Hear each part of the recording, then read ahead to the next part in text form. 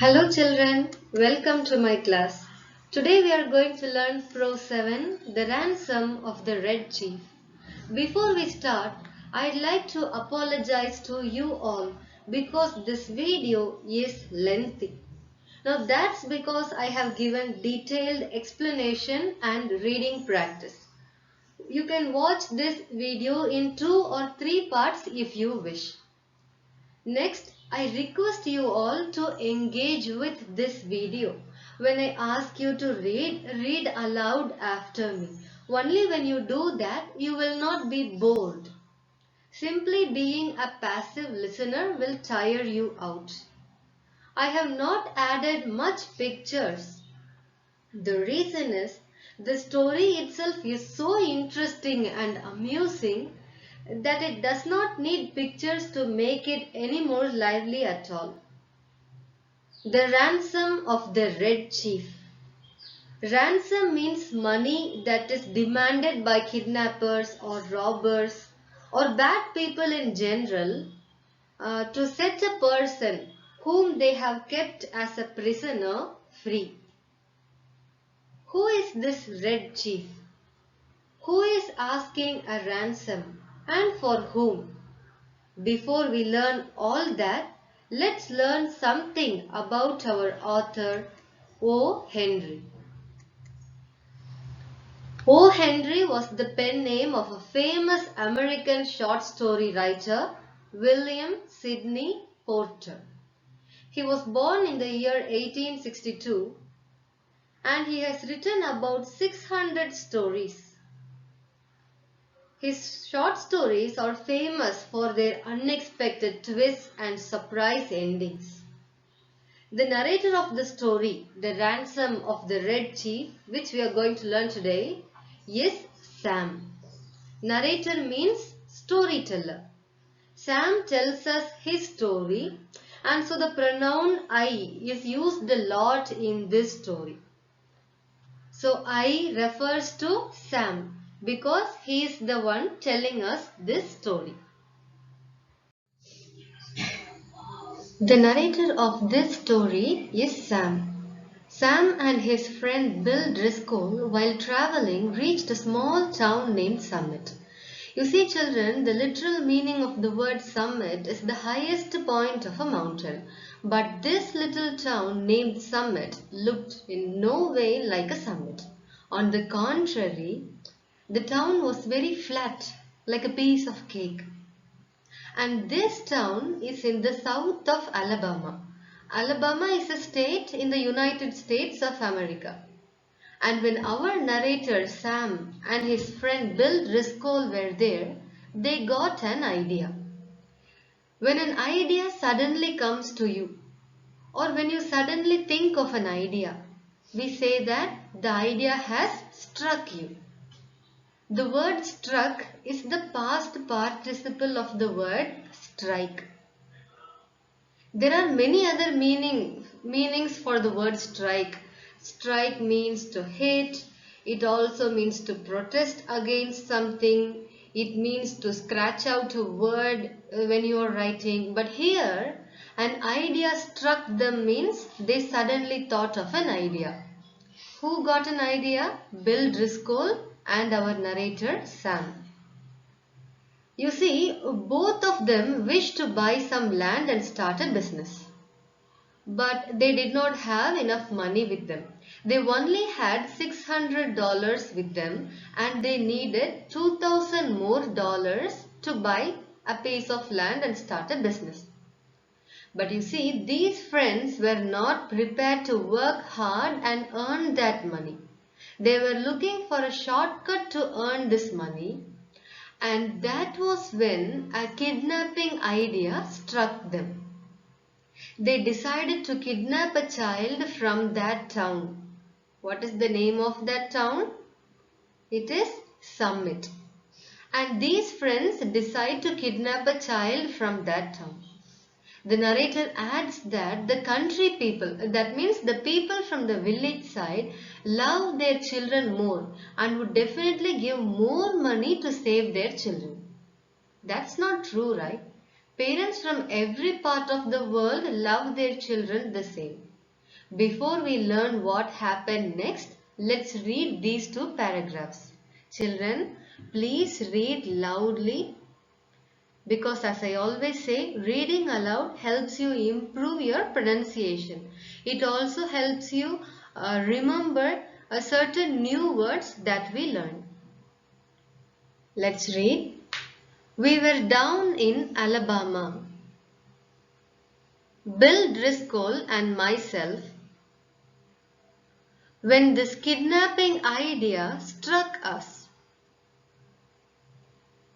There was a town down there as flat as a cake and called the Summit, of course.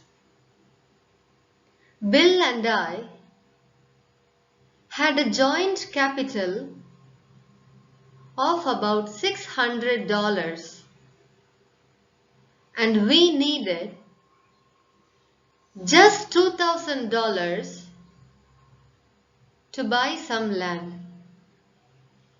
Since love of children was strong in country people, we decided to kidnap a kid from that town. Victim.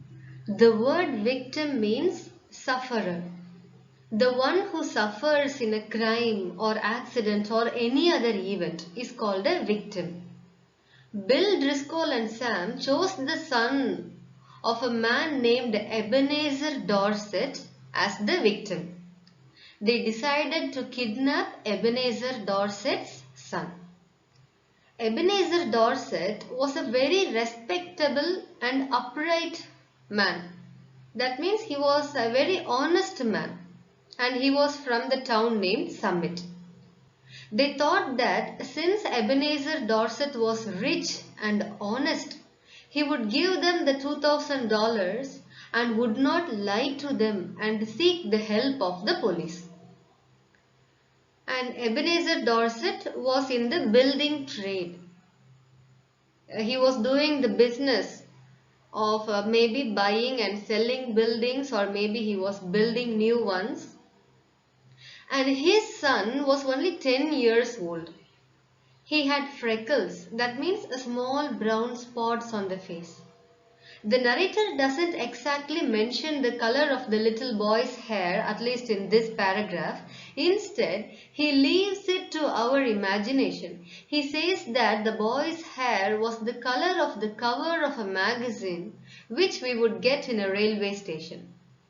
And as planned, what is the plan? To kidnap Ebenezer Dorset's son.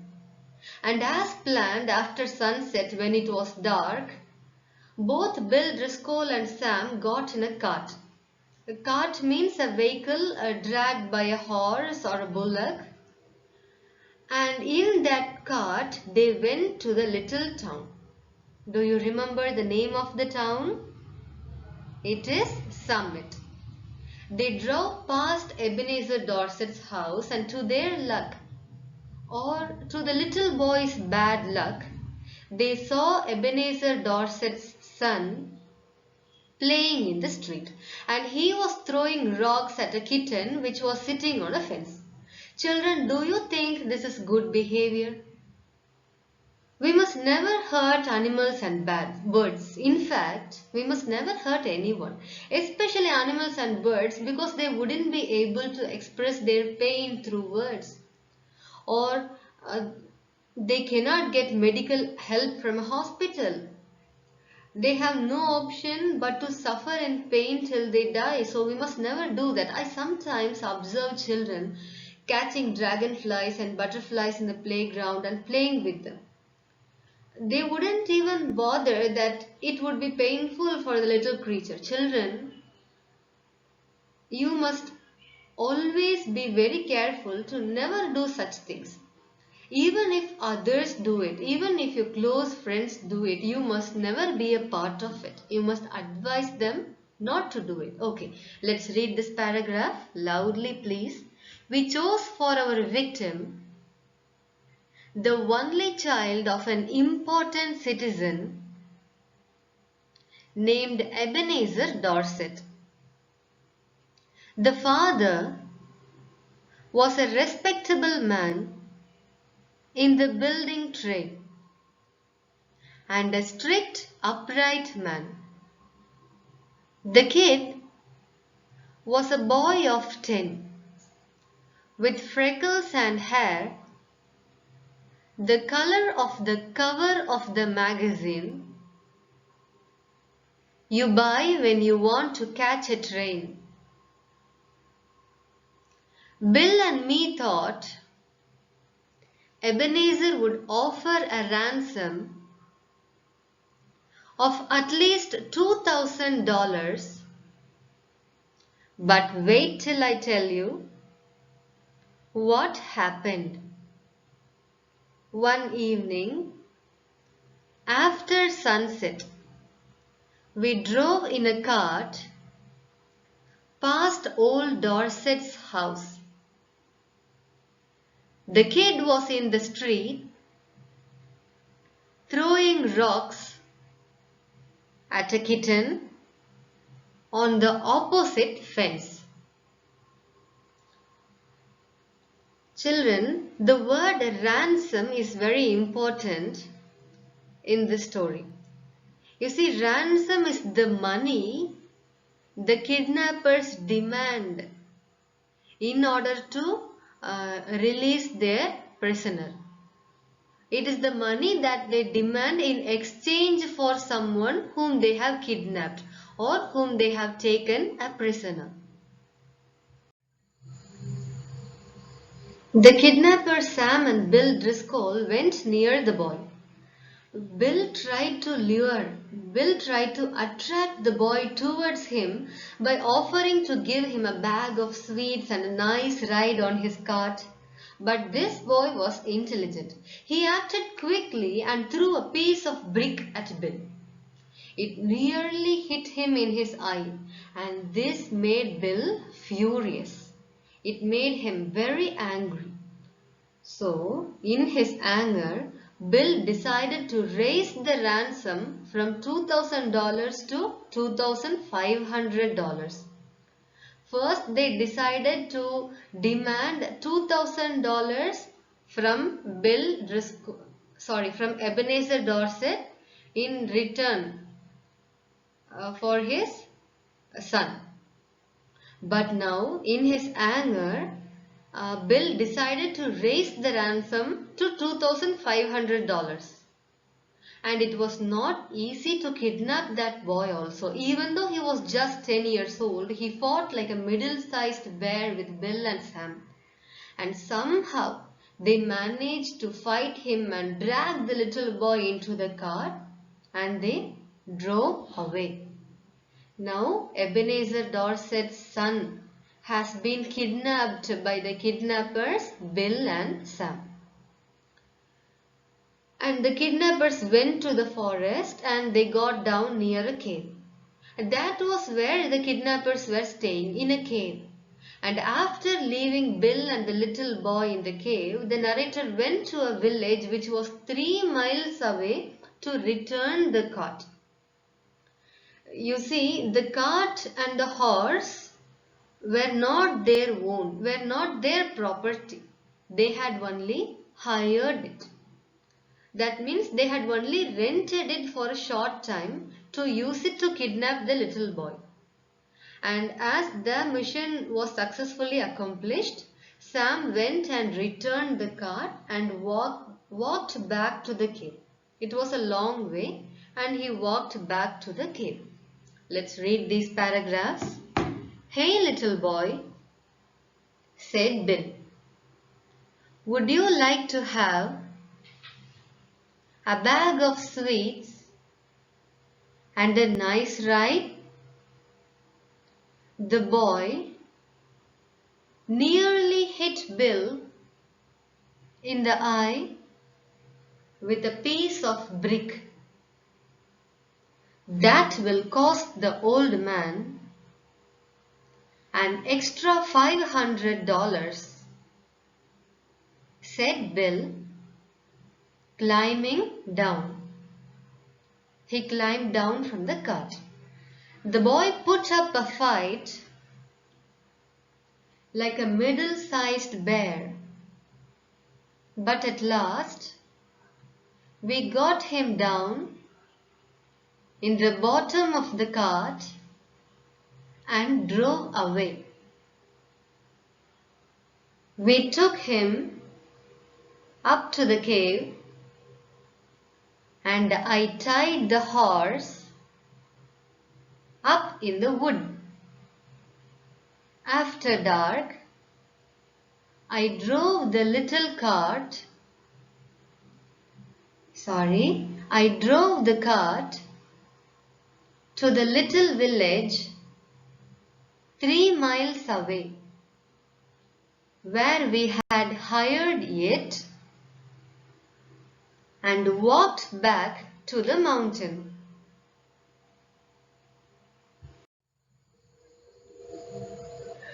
And when Sam came back after returning the cart and the horse, he was shocked to find that there were scratches and cuts all over his friend Bill's face, and he was putting plaster on them.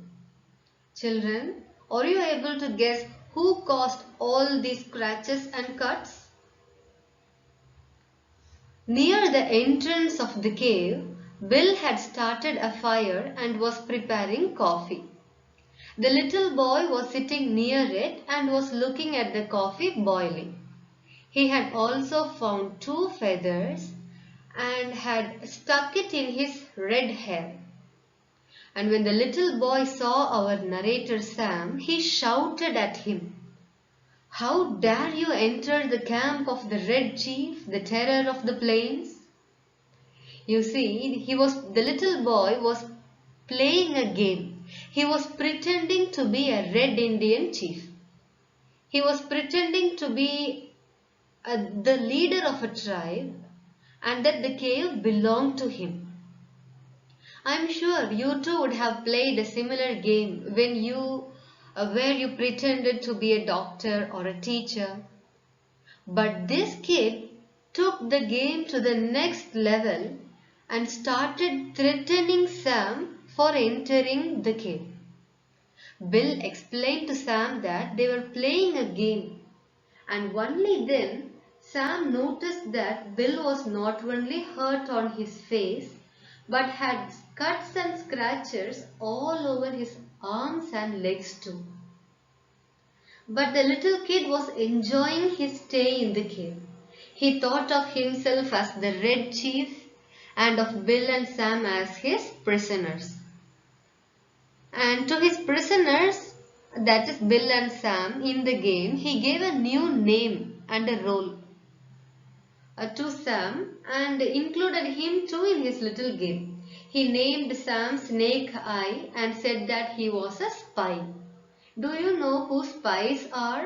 Spies are people who secretly observe enemies and get information about them. And the kid said that Sam, or Snake Eye according to the game or according to his new name, was a spy sent by the enemies. But as he was caught by the Red Chief, that is the boy, he will be punished in the morning by being set on fire. But Sam and Bill did not mind all these, as they knew it was only a game. Let's read these paragraphs. Bill was putting plaster over the scratches and cuts on his face. There was a fire burning behind the high rock at the entrance of the cave, and the boy was watching a pot.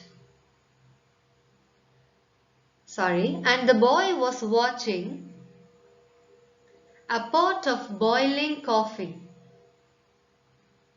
with 2 feathers stuck in his red hair.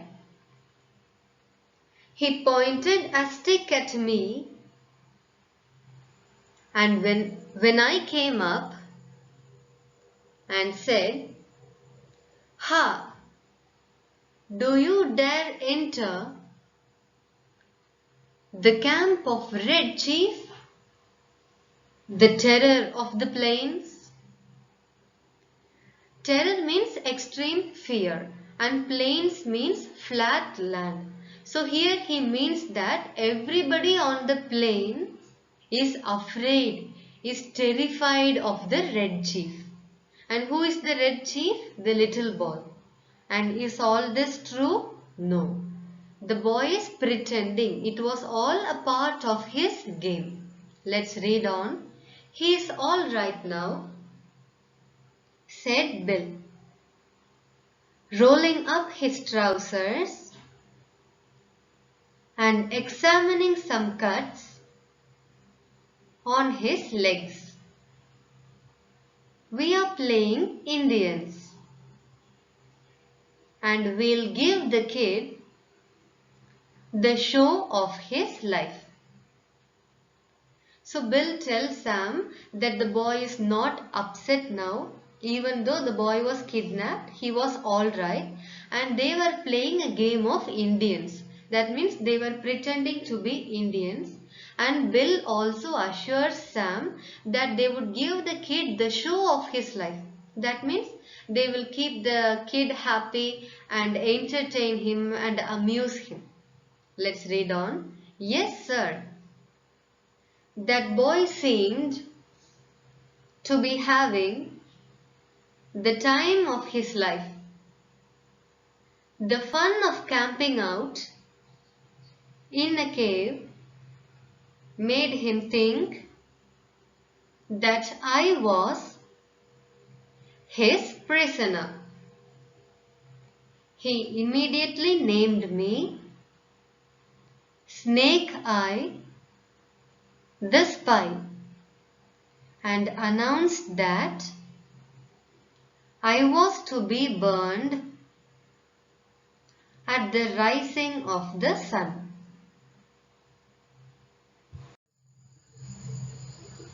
And then it was night. They all sat down to have dinner. Who? Bill, his friend Sam. Sam is also the narrator. And then the little boy. They all sat down to have dinner. The little boy did not seem to miss home at all. He stuffed his mouth with meat and he began to talk. Now that is a very bad habit, right? We must never talk with food in our mouth. We should also close our mouth and chew without making noise. But this little boy, without any manners, he started giving a speech during dinner. He talked about various things. He talked about his friends Jimmy Talbot and Amos Murray. He talked about his enemy Ed Walker and how he bet him. He talked about what he liked and what he didn't like. And he talked about what he did, what he used to do when he was at the town in his home. And he also told them that he was having a great time at the cave. And he asked for some more food. And again he stuffed his mouth and he continued his speech. And like most children, he also asked a lot of questions to Bill and Sam. Let's read this paragraph and understand what he spoke during dinner. Read with me. Then we had supper. And he filled his mouth full of meat and began to talk. He made a during dinner speech something like this. I like this fine. I never camped out before, but I had a pet wild cat once and I was 9 last birthday. I hate to go to school. Rats ate up 16 of Jimmy Talbot's aunt's hen's eggs. Jimmy Talbot's aunt's hen's eggs. Are there any real Indians in this wood? I want some more meat. Does the trees moving make the wind blow? We had 5 puppies. What makes your nose so red, Hank? I bet Ed Walker twice Saturday. I don't like girls. You can't catch toads without a string. Children, do you know what a toad is? Look at this picture. This is a toad. I know what you think. You think it's a frog, right? Actually, no. Toad and a frog, toads and frogs are different. Just like we learned, a tortoise and a turtle are different in the first lesson. The skin of a toad is waterproof and it can live in dry places also, and its skin is also poisonous. But the skin of a frog, it gets dry easily, so they will not move away from water bodies. Frogs always live closer to water bodies like ponds or rivers or channels or creeks, and frogs have long legs. Their legs are longer than their head and body, which makes it easier for them to hop. But toads have shorter legs and they don't hop much. Usually they crawl. Even their faces look different. If you look closely, frogs have a kind of pointed nose and toads have broader nose. Okay, let's read on. Do oxen make any noise? Why are oranges round? Have you got beds to sleep on in this cave? Amos Murray has got 6 toes. A parrot can talk, but a monkey or fish can't. How many does it make? How many does it take to make 12? So this is what the little boy talked, or these are the little boy talked about all these during dinner, and that is a very bad habit. Suddenly, during dinner or when he was eating or when he was doing some other thing, suddenly he would remember that he was playing a game and that he was an Indian leader and that it was his cave and that Sam and Bill were his prisoners and he has to protect the cave. Suddenly he would remember this and then he would pick up his stick rifle. Rifle is a long gun, and he would pick up his stick rifle and he would walk softly, slowly to the mouth of the cave. Mouth of the cave means the entrance of the cave, and he would search if his enemies have sent any more spies to spy on him, to get into information about him. And he would suddenly shout loudly as part of his game, of course, and that would terrify or frighten Bill. You see, Bill was afraid of the boy from the beginning when he was attacked with a brick. But he was too proud to show or accept it. And Sam conversationally asked the little boy whether he wished to go home. Any other kid will cry and beg to take him back home. But this boy was exactly the opposite. He begged Snake Eye. Snake Eye was the name given to Sam in the game, remember? The little boy begged Snake Eye not to take him home. He told him that he doesn't have any fun at home and he hated school and that he loved camping out and playing with them. A very different character, right? Let's read this paragraph. Every minute he would remember that he was an Indian and pick up his stick rifle and go softly to the mouth of the cave to search for the spies of the enemy. Now and then he would let out a war cry that was a terror to Bill. That boy had Bill frightened from the start. "Red Chief," said I to the kid, "would you like to go home?" "Ah, what for?" said he. "I don't have any fun at home. I hate to go to school. I like to camp out. You won't take me back home again, Snake Eye, will you?" "Not right away," said I. "We'll stay in the cave for a while."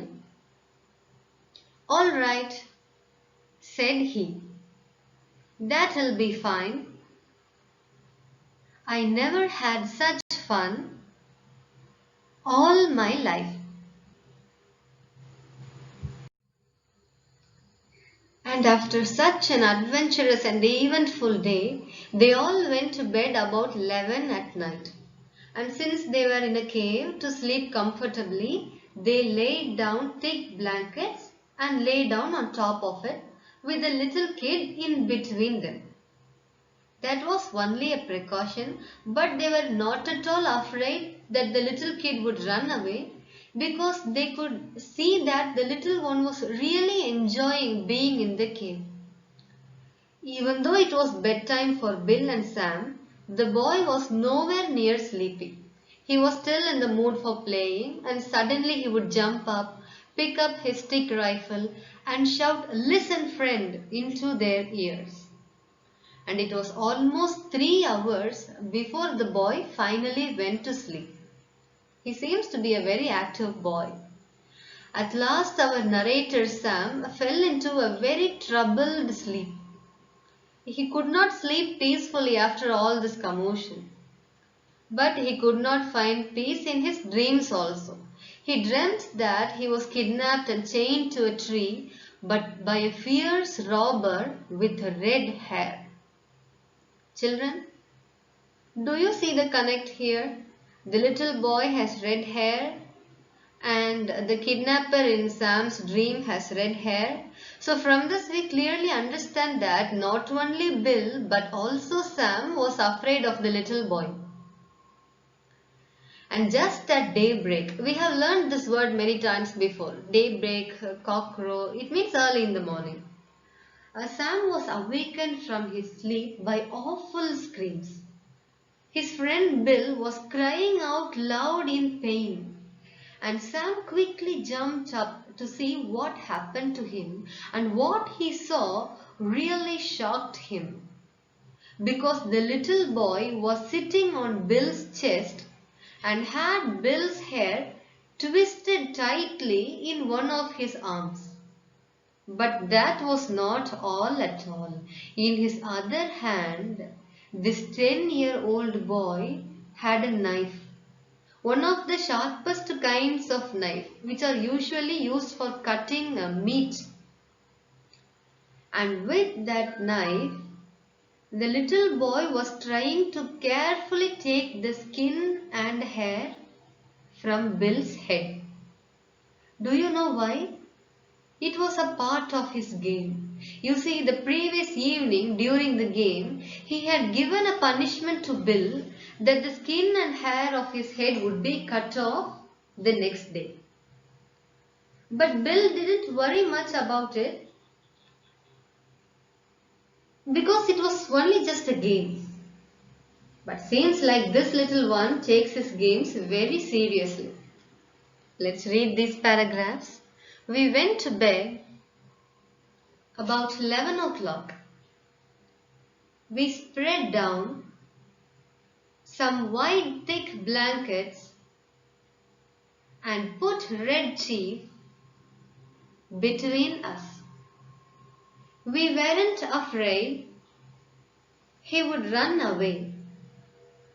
He kept us awake for 3 hours, jumping up and reaching for his stick rifle and crying out, "Listen, friend," in our ears. At last, I fell into a troubled sleep and dreamed that I had been kidnapped and chained to a tree by a fierce robber with red hair. Just at daybreak, I was awakened by awful screams from Bill. I jumped up to see what the matter was. Red Chief was sitting on Bill's chest with one hand twisted in Bill's hair. In the other, he had the sharp knife we used for cutting meat,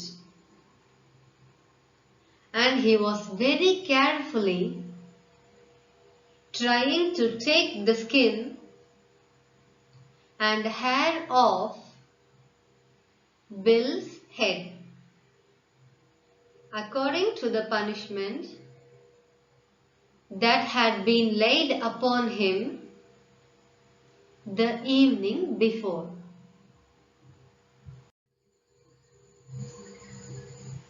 Sam somehow persuaded the boy to drop the knife and leave Bill alone. But from that moment, Bill's spirit was totally broken. He lay down tired, but he didn't dare to close his eyes and go to sleep for fear of this little boy. Only then our narrator remembered something.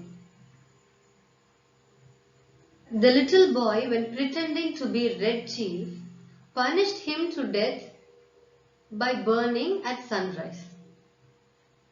The narrator tells us that he wasn't nervous or afraid. But we know that it isn't true, don't we? And afraid that he might sleep if he lay down, he sat up, lit his pipe to smoke, and leaned against a rock. But when Bill asked him why he was getting up so early, our narrator Sam was ashamed to say that he was afraid of the little kid. So he lied instead, saying that he has a pain in the shoulder and was comfortable sitting up than lying down. But just like this, Bill too saw through this lie. He too found out that Sam was lying.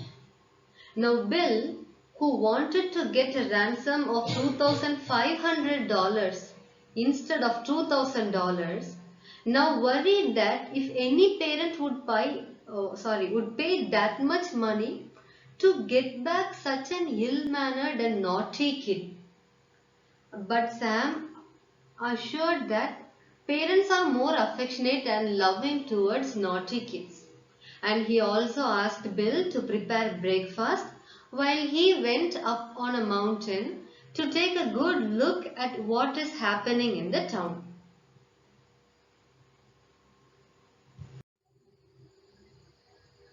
After taking a good look at what was happening in the town from high up in the mountain, Sam came back to the cave to have breakfast.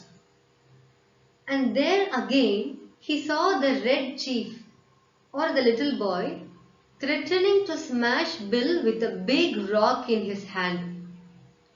And on seeing Sam, Bill explained to him that the little boy put a red hot boiled potato down his back and stamped on it with his foot. Imagine in what kind of a pain he would have been in, how he would have suffered, and in that anger, Bill hit the boy.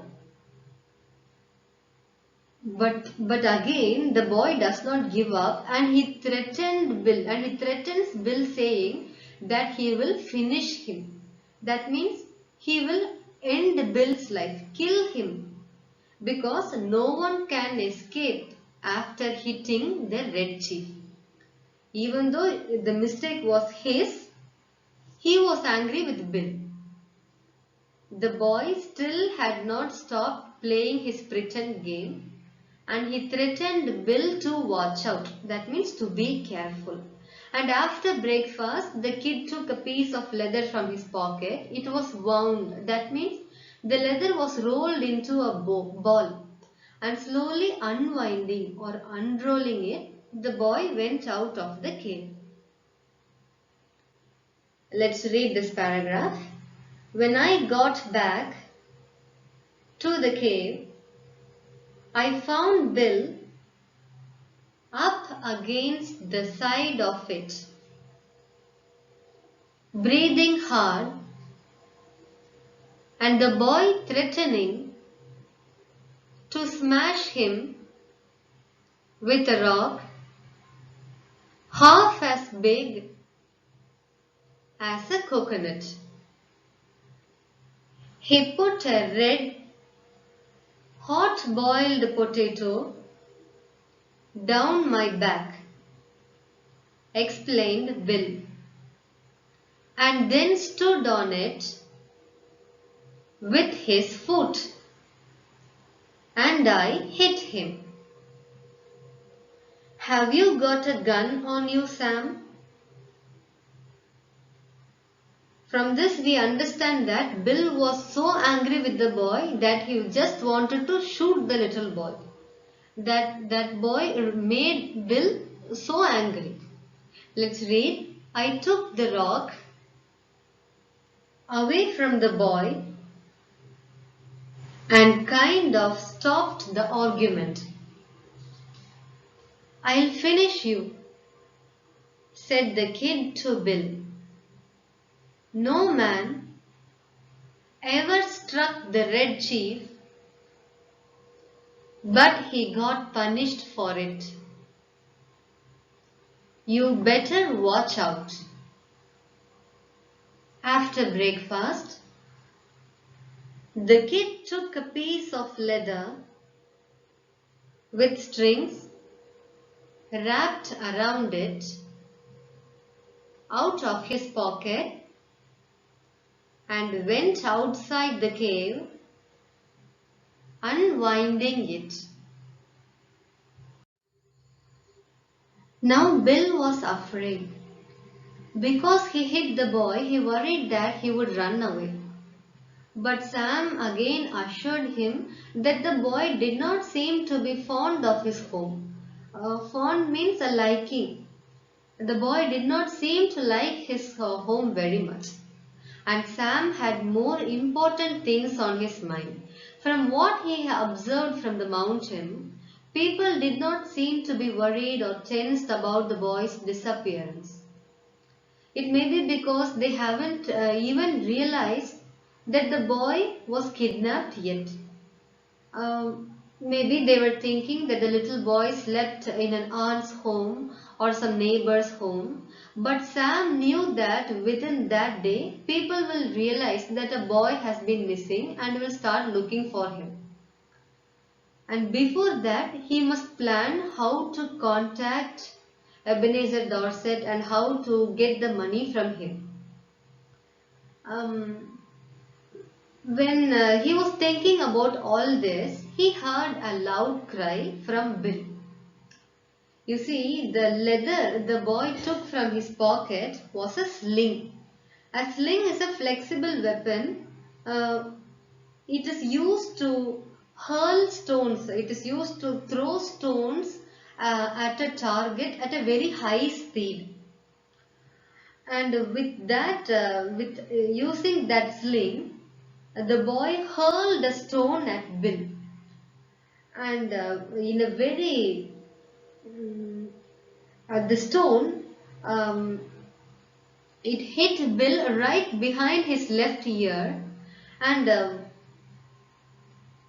Bill was unable to bear the pain, and so he ran around like a madman. And as he ran around in pain, he tripped and fell. But on what did he fall? As bad luck would have it, they were boiling water on fire to wash the dishes, and Bill fell right over it. And Sam had to drag him out and pour um, cold water on his head for over half an hour to cool him off. Let's read. "What's he up to now?" said Bill anxiously. Anxiously means worriedly. "You don't think he'll run away, do you, Sam?" "No fear of it," said I. "He doesn't seem to be very fond of home. But we've got to fix up some plan about the ransom. There doesn't seem to be much excitement in Summit about his disappearance. His people may think that he is spending the night with Aunt Jane or one of the neighbors. Anyhow, he'll be missed today. Tonight, we must get a message to his father demanding the $2,000 for his return." Just then, we heard a kind of war cry. It was a sling that Red Chief had pulled out of his pocket, and he was twisting it round his head. I jumped and heard a heavy sound and a kind of sigh from Bill, like the one a horse gives out when you take his saddle off. A rock the size of an egg had caught Bill just behind his left ear. He ran around like a madman all over the place and fell in the fire across the frying pan of hot water for washing the dishes. I dragged him out and poured cold water on his head for half an hour.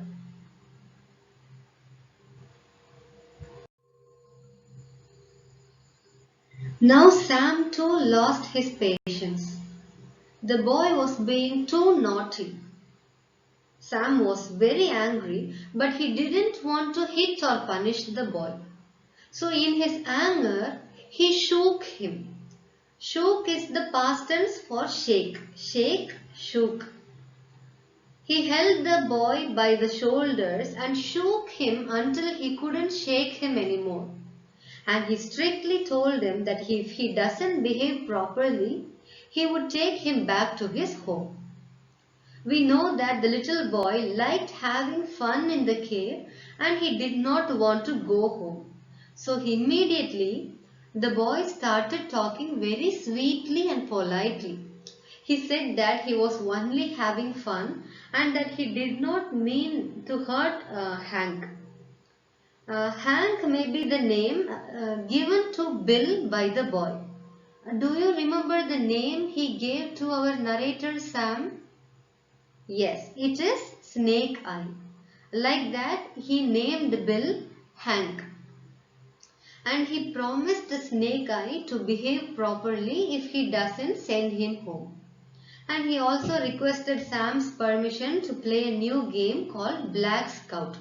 But since Sam did not know what that game was, he told the boy that Bill was his playmate for the day and that he should ask Bill.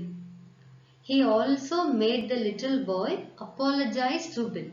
Apologize means to say sorry. Let's read these paragraphs.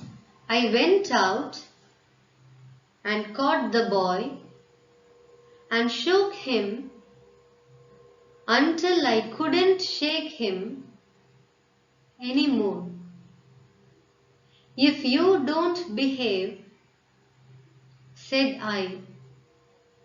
I'll take you straight home. Now, are you going to be good or not? It was only for fun, said he. I didn't mean to hurt old Hank. But what did he hit me for? I'll behave, Snake Eye, if you won't send me home. And if you'll let me play the Black Scout today. I don't know the game, said I. That's for you and Mr. Bill to decide. He's your playmate for the day. I'm going away for a while on business. Now you come and make friends with him and say you are sorry for hurting him. Or home you go at once. And as Sam asked, the little boy apologized to Bill. Bill and the little boy shook hands. And then Sam decided to go to Poplar Cove. Poplar Cove is the name of a village which was 3 miles away from the cave. And Sam decided to go to that village and find out whether the news of the boy's kidnap has reached everyone and whether or how they are planning to find the kid. He also decided to write a sharp letter. Here sharp means precise, brief and to the point letter demanding money. But when Sam was planning all these, all Bill worried about was to spend the day alone with the little boy. It was like he didn't care about money anymore. He was only scared. He begged Sam not to leave him with the little wretch for a long time. Children, wretch means an extremely unpleasant and annoying person. Let's read this paragraph. I made him and Bill shake hands. And then I took Bill aside and told him, I was going to Poplar Cove, a little village 3 miles from the cave, and find out what I could know about how the kidnapping had been regarded in Summit. Also, I thought it best to send a sharp letter to Old Man Dorset that day, demanding the ransom and telling him how it should be paid. You won't leave me long with this wretch, will you, Sam? Asked Bill.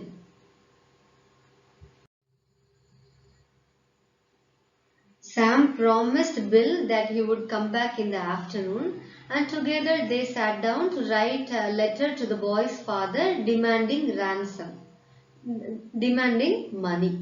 And meanwhile, the little boy wrapped himself in a blanket and walked up and down, guarding or protecting the mouth of the cave from his imaginary enemies. As I told you, mouth of the cave means entrance of the cave. And while writing the letter, Bill requested, no, he nearly begged Sam to ask only $1,500 from the little boy's father, because he simply couldn't believe in his heart that any person, any father, any parent would pay money, that too $2,000, to get back such a naughty and an ill-mannered kid. And Sam too accepted, and together they wrote the letter. Let's read. I'll be back sometime this afternoon, said I. You must keep the boy amused and quiet till I return. And now we'll write the letter to old Dorset. Bill and I got paper and pencil and worked on the letter while Red Chief, with a blanket wrapped round him, walked up and down, guarding the mouth of the cave. Bill begged me to make the ransom $1,500 instead of 2,000. So, to relieve Bill, I agreed, and together we wrote a letter that ran this way.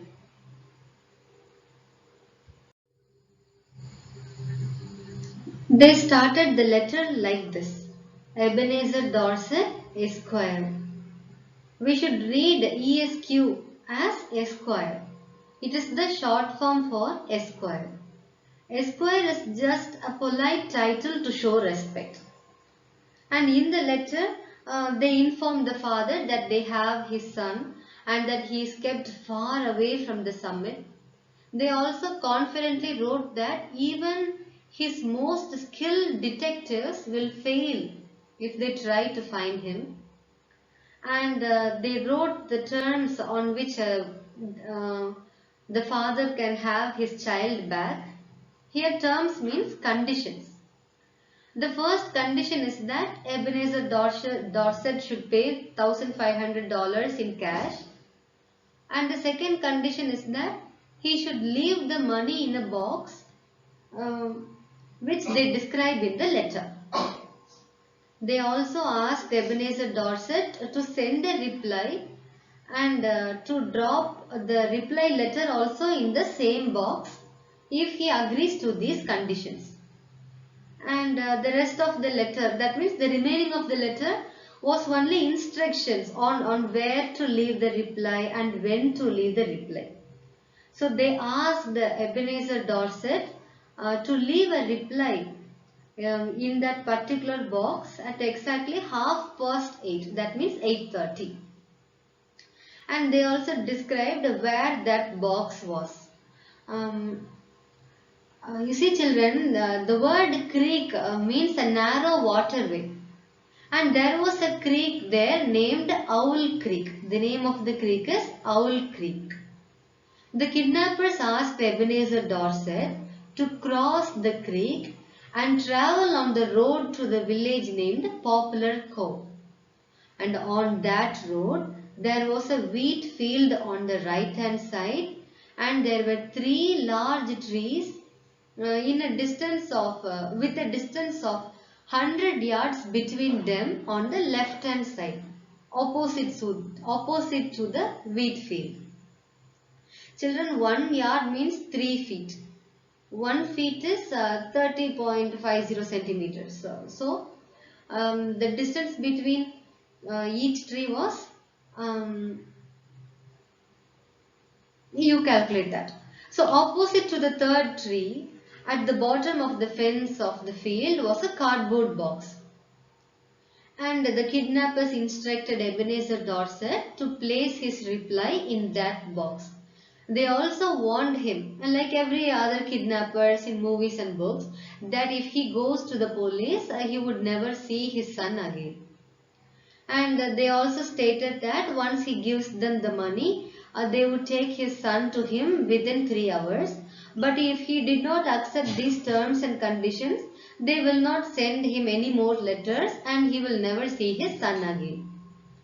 And then, after writing the letter, they signed the letter as two desperate men. Because if they signed their name, they could easily be caught. By describing them as desperate, they mean that they are in a very hopeless and miserable position and they are urgently in need of money. Is it true, children? Definitely not. These are just lazy people. Let's read this paragraph. Ebenezer Dorset, Esquire. We are keeping your boy in a place far from Summit. It is useless for you or the most skilled detectives to attempt to find him. The only terms on which you can have him back are these. We demand $1,500 in large bills for his return. The money to be left at midnight tonight at the same spot and in the same box as your reply, as hereinafter described. If you agree to these terms, send your answer in writing by a single messenger tonight at 8:30. After crossing Owl Creek on the road to Poplar Cove, there are 3 large trees about 100 yards apart. Close to the fence of the wheat field on the right hand side, at the bottom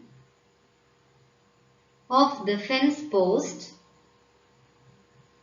opposite the third tree,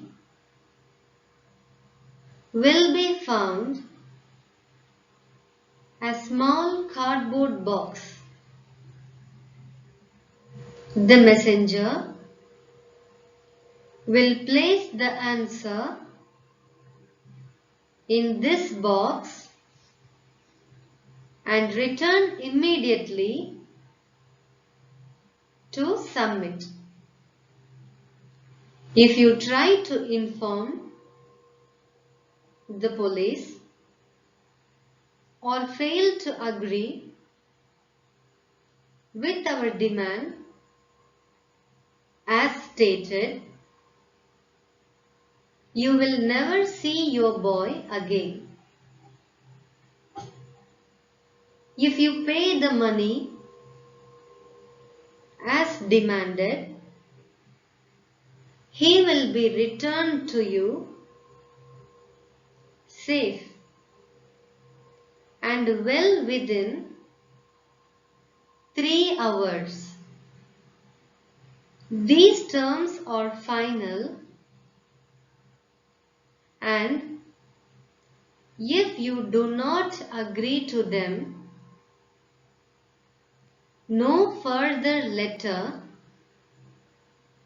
will be sent. Two desperate men. Sam put the letter in his pocket and went to the Poplar Cove village, which was 3 miles away. There he sat down outside a store near the post office and talking to the old people who came there. Sam hoped to get some information from them about what was happening in the summit, and when one old man told him that Ebenezer Dorset's son was kidnapped and everyone at the summit was very upset about it, he posted the letter secretly and returned to the cave. At 8:30, expecting a reply from Ebenezer Dorset, Sam waited high up on a tree so that he will not be spotted or seen by anyone. And exactly at 8:30, a young boy came in a bicycle. He slipped a piece of paper in the box and he rode away. But Sam, he was very cautious. He was careful. He did not get down immediately.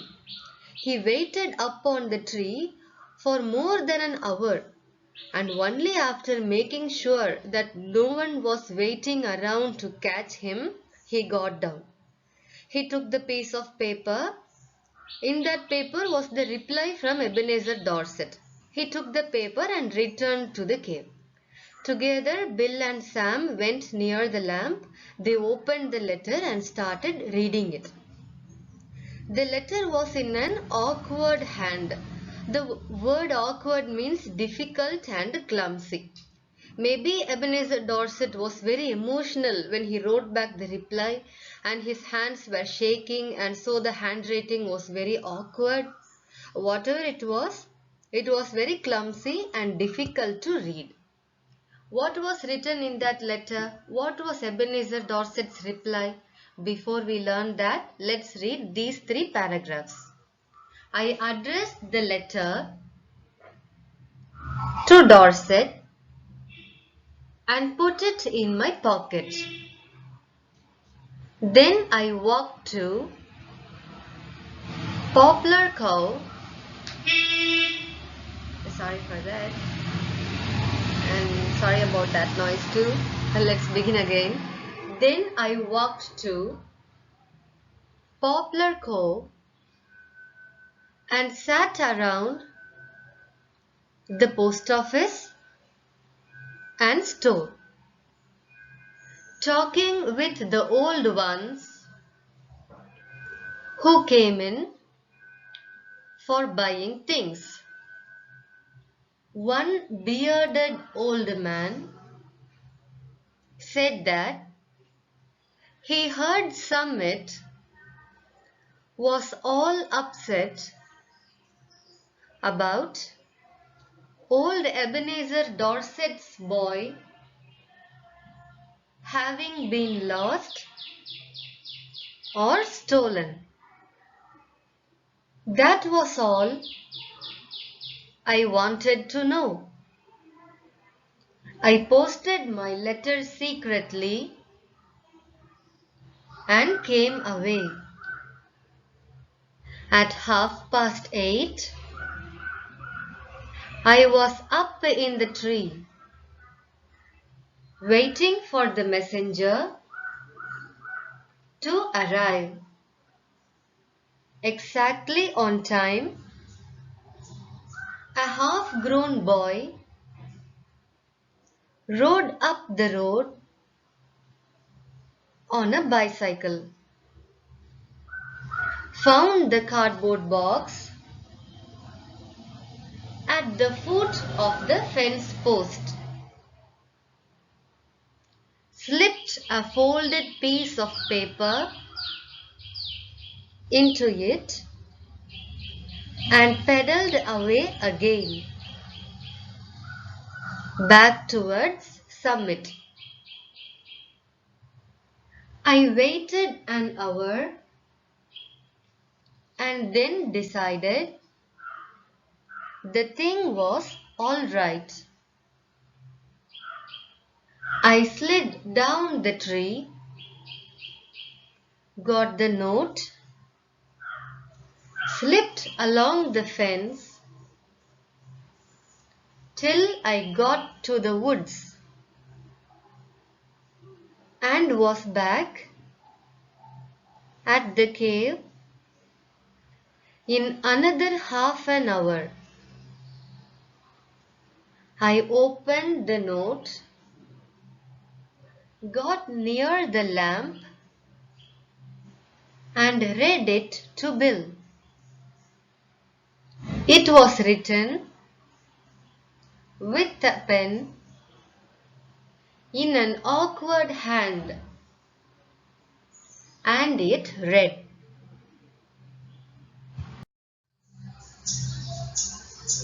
"Since the kidnappers assigned their name as two desperate men, Ebenezer Dorset also addressed the letter to two desperate men. The letter read that Mr. Dorset felt the amount that the kidnappers were demanding to bring the boy home seemed to be a little high. And so he made a new proposal in that letter. New proposal means he gave a new suggestion or a change of plans. And according to this new plan, the kidnappers should bring Johnny. Finally, we know the name of this boy. It's Johnny. The kidnappers should bring the boy to Ebenezer Dorset and they should pay the father $250. Ebenezer Dorset said that only if they pay him $250, he would take Johnny from the kidnappers. What a twist! Unexpected response, right? And Ebenezer Dorset also advised them to return the boy at midnight because the neighbors were thinking that the boy was lost, and if they brought the boy when others could see them, then they would definitely be attacked by the neighbors. So Ebenezer Dorset advised these two men to bring the boy back at midnight. Let's read this interesting letter. Two desperate men. Gentlemen, I received your letter today by post. About the ransom you ask for the return of my son. I think you are a little high in your demands, and I will hereby make you a proposal, which I am sure you will accept. You bring Johnny home and pay me $250 in cash, and I agree to take him off your hands. You had better come at night, for the neighbors believe he is lost. I couldn't be responsible for what they would do to anybody they saw bringing him back. Very respectfully, Ebenezer Dorset. Sam was shocked when he read this reply, but he could also at the same time see an appealing look on Bill's eyes. His eyes were pleading him. It was the kind of a look a dog or a cat would give you when it was hungry. Bill wanted to immediately return the boy to the father, since they already have $250. He also said that if he has to stay with the boy one more night, he would become mad, and that he would have to be admitted in the hospital for mentally ill patients. He also said that Mr. Ebenezer Dorset was a thorough gentleman for making such a generous offer, and he advised Sam not to let this chance go. That means not to miss this opportunity. Sam also agreed that the little boy was getting on his nerves. To get on someone's nerves means to make them extremely irritated and angry. And the boy got on Sam's nerves also. And so together they decided to take the boy home, pay the money to the father. How much money? $250.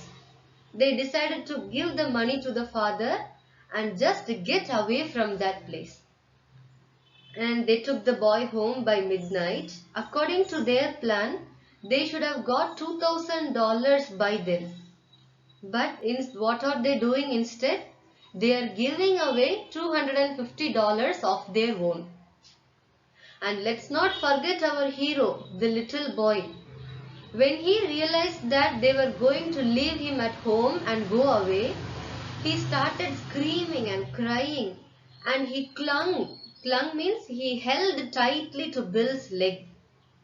And his father had to drag him away from Bill like a plaster.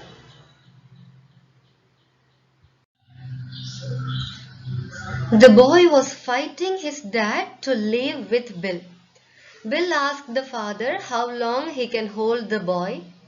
Ebenezer Dorset replied that since he was not as young and as strong he was before, he could manage to hold the boy for 10 minutes.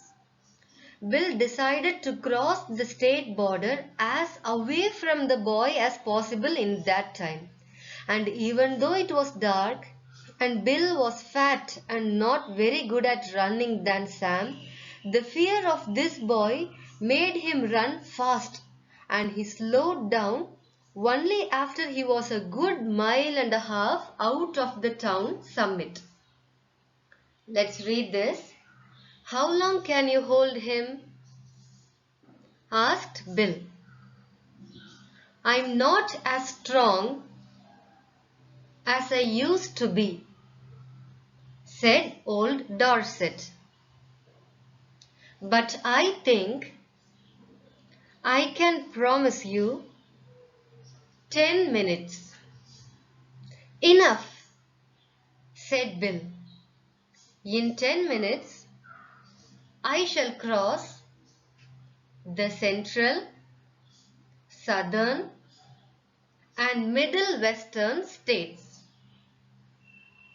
and be running beautifully for the Canadian border. And as dark as it was, and as fat as Bill was, and as good a runner as I am,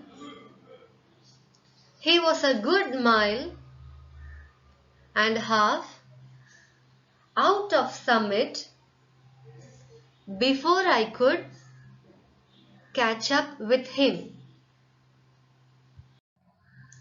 Thanks a bunch for being a dear and listening to my class. I hope you all enjoyed this story, and now it's time to prepare for the exam. Read the prose again and again so that you will be able to answer any questions that will be asked from this prose. I'll meet you all in the next class. Until then, remember this. I love you all. Bye bye.